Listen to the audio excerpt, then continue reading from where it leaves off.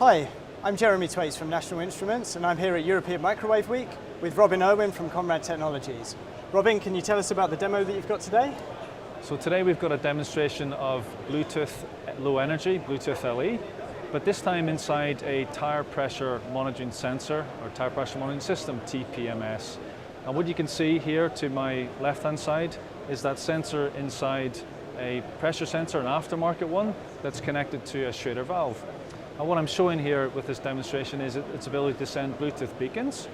And what we're doing with our test equipment is we're sniffing that off the air using the signaling portion of the 2400A RF communications tester. And can you tell us about the key differentiators of your tester? Sure, I mean the main differentiator we have here is something that works broadly across IoT and automotive. Clearly Bluetooth is very important to the IoT ecosystem.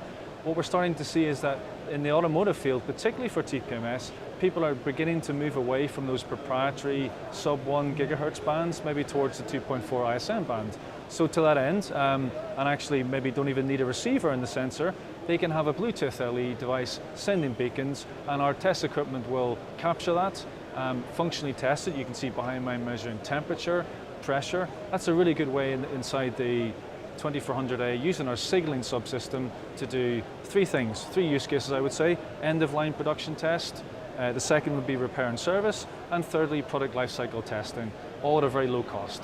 Okay, and how do you work with NI on that? So in terms of NI, there's NI content inside, so there's two parts to the instrument. There's a non-signaling subsystem and a signaling subsystem. That non-signaling subsystem is from National Instruments, an EDIS Research software-defined radio, and it's that gives us the ability to go from 70 megahertz up to 6 gigahertz.